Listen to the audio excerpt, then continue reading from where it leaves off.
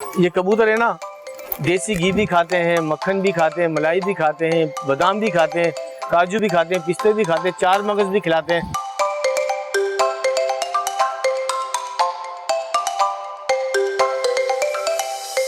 अब तक कहानी में आज कबूतरबाजी, जिसे गोलाबाजी भी कहा जाता है। जमाना कदीम में कबूतर ही पैगाम रसा होते थे। खतूत की तरसील का काम कबूतरों को सौंपा जाता था।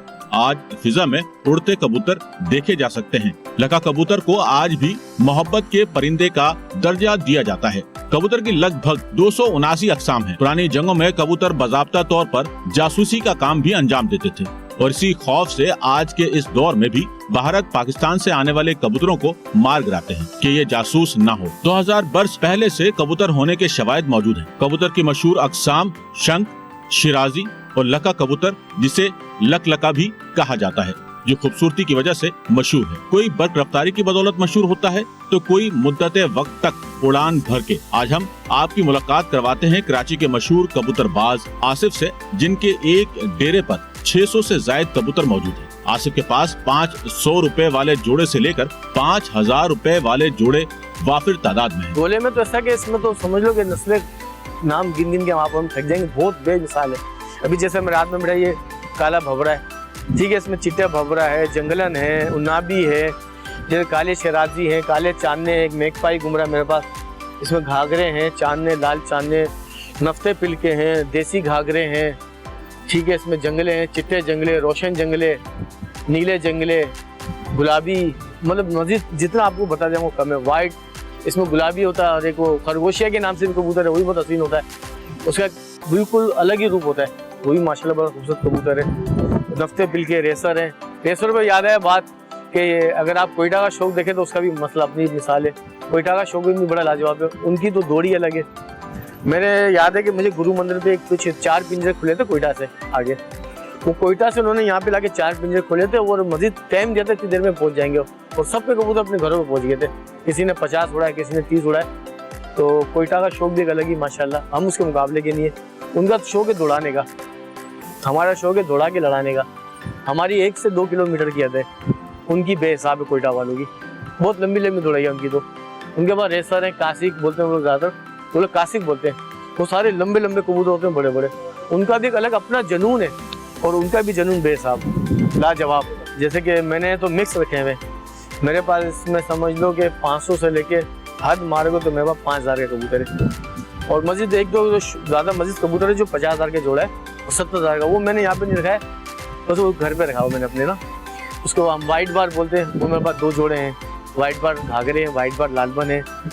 कुछ मस्जिद महंगे जोड़े हैं तो वो छत आसपास ही सब मिली भी ना, तो मस्जिद एक दफ़ा मैंने पहले भी कबूतर चोरी हुए, तो मैं इसमें इनका गम नहीं, इसमें तो चलो मिक्स कबूतर है, गम नहीं है। लेकिन मस्जिद इस हद तक महंगा है कि काजू ब्रीड, वाइट बार, बनारसी घाघरे, लाल बन, मैकपाई, हर तरह के कबूतर है। मैंने अभी एक जब 2 साल पहले नई ब्रीड आई थी, काजू ब्रीड के नाम से थे, काले घाघरे वाइट गंडों के, वो 80,000 रुपये का कबूतर था। मैंने बकरी भी पाला है, कुत्ता भी पाला है, कबूतर भी पाले हैं। जानवरों में बहुत वफा है। आप उसको सिर्फ देखो इशारा दो ना तो ये बिल्कुल, अभी तो मगरिब हो गई तो कुछ कह नहीं सकता। ये वो मोहब्बत है कि मैं आपको बता नहीं सकता। अगर आप इनको अपने बिल्कुल बच्चों की तरह रखो तो ये भी आपको अपनी सरपरस्त है, आला समझते हैं, बिल्कुल कोई शक नहीं इनका।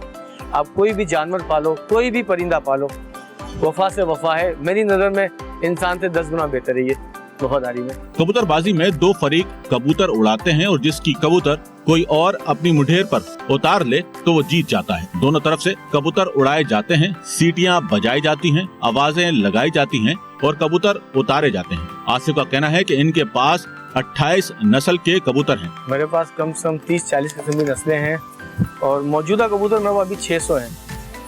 हाँ, उसमें मेरे पास 400 गोले हैं, 200 काबली हैं।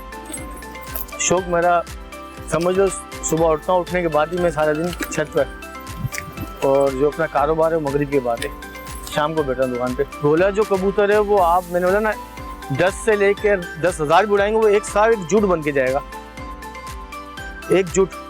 और काबली वो है, वो आसमान में बने होते हैं, ये आसमान में बंद नहीं होते हैं ये मतलब आप यहाँ से जैसे कि 2 किलोमीटर 1 किलोमीटर जितना आप इनको दूर भेजने जाएंगे, ये इनको तबीयत की जाती है, ट्रेनिंग दी जाती है। अभी जैसे इनकी समझ लो कि साल में 3 महीने आराम के, ये 3 महीने हम इनको नहीं उड़ाएंगे, इनके जिस्म का एक पर गिर के नया आता है ना, तो ये तकलीफ में होते हैं। ये देखें अभी ये खून वाली कलियां इनकी, ये पर झाड़ लें अपने, सही है। इसके बाद ये अभी ये कबूतर आपको मैं और उठा के दिखाता हूँ। ये देखिए अभी इनके ना ये मुंह के पर झाड़ना शुरू हो गए इनके, ये खून वाली कलियां। तो ये कबूतर को उड़ाते ना, अब जब गर्दन की कलियां ये झाड़ता है तो ये इसकी गर्दन घुमाने में उसको बहुत तकलीफ होती है। कबूतरबाज तो यहाँ पे बहुत है, लेकिन किसी को इस बात का एहसास है कि कबूतर को क्या तकलीफ है। मतलब एक परिंदा अगर शौक रखा है तो उसकी बिल्कुल ईमानदारी सच्चाई से ख्याल करना। अगर लालच में हम शौक करें ना तो हम इसका बहुत बड़ा बिजनेस भी कर सकते हैं, लेकिन शौकियत तक है। ये भी एक नन्ही सी जान है, एक एक पर का भी ऐसा खून वाला है, एक एक कली का ख्याल करना पड़ता है। ये भी झाड़ में, ये अगस्त सितंबर नवंबर ये 3 महीने में कबूतर नहीं उड़ाते, और इसके बाद नेक्स्ट महीने में इनकी ट्रेनिंग शुरू कर देते हैं। फिर 4 महीने इनके पूरे हो जाते हैं, 3 महीने आराम के, 1 महीना ट्रेनिंग का।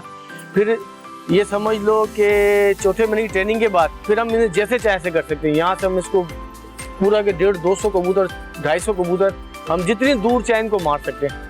मतलब हम बोले अगर हमने बोला इधर जाना है तो उनको इधर ही जाना है, फिर इधर नहीं जाना है, और हमको इधर भेजना है तो फिर इनको इधर जाना है, इधर नहीं जाना है। इतने समझदार हैं। इन कबूतरों को साल में 4 महीने अगस्त, सितंबर, अक्टूबर और नवंबर आराम करवाया जाता है। इन 4 महीने इसलिए आराम कराते हैं कि क्योंकि इस दौरान बाकायदा वैक्सीनेशन की जाती है। अभी जैसे इस हफ्ते में मैं बोलता हूँ रानीखेत की बीमारी आई थी, तो मैं जरा शादी में बिजी था घर की, तो 4 दिन आए नहीं, मैंने बच्चों को भेजा था, तो 4 से मर भी गए। अभी 2-4 बीमार भी, इनको मैंने अलग बिल्कुल सेफ करा हुआ, उनकी दवाई चल रही है, ठीक है। इनको वैक्सीनेशन की वीडियो और इनकी जो कई तरह की मतलब वैक्सीनेशन होती है, एक पानी में मिला के देते हैं, एक आटे के कच्चा पक्का आटा बना के उसमें मिला के देते हैं, और इनको टीके भी लगते हैं। इनके पूरे प्रॉपर साल में इनकी 4 वैक्सीनेशन होती है, सर्दी की अलग, गर्मी की अलग, बाहर की अलग, फिजा की अलग। हमारे जो उस्ताद हैं उनसे पूछते हैं कि इनको क्या कराना, वो बताएंगे इसको पानी वाली देनी है या टीके वाली देनी है या आटे वाली देनी है, तो उस हिसाब से हम देते हैं। मौसम जैसे दिन में गर्मी और रात को सर्दी हो गई तो इसके हिसाब से भी इनको काफ़ी मतलब वो तकलीफ होती है। कबूतरों को दिन गर्म रात ठंडा, तो ये भी नाजुक सी जान है, इनको भी तकलीफ होती है, कभी नज़ला बुखार, कभी इनकी आंखें आ जाती है तो इनकी आंखों में ड्रॉप डालते हैं हम, आंखों के ड्रॉप हैं।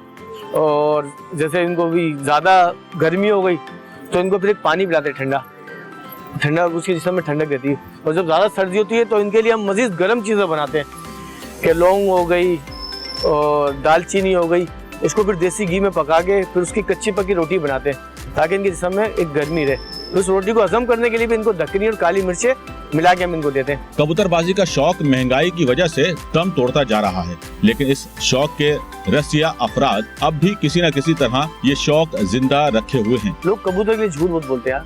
अगर आपने मेरे 2 पकड़े ना तो आप 2 बोलो, आप 2 पकड़ के 10 बताते हो, कसमें खा लेते हो 4 बंदों में, तो ये ईमान की कमजोरी कहूँगा मैं, ये शौक नहीं हुआ। ये तो कि वो जज्बात अपनी बोलते ना, अपनी इज्जत दिखावे की होगी मेरी नजर में। भाई ये ईमान अपना बरकरार है, हम लोग मुसलमान लोग हैं, हम चाहते हैं कि हम अपना शौकियत तक रखें। 1 पकड़ा 1 बताएंगे, 10 पकड़ा 10 बताएंगे, ये आदत नहीं है। अपना एक रिकॉर्ड है, अपने उस्ताद भी बोलते हैं, पूरा बल्दिया टाउन के लोग भी बोलते हैं यार 2 पकड़े तो 2 बताऊंगा, 10 नहीं बताऊंगा।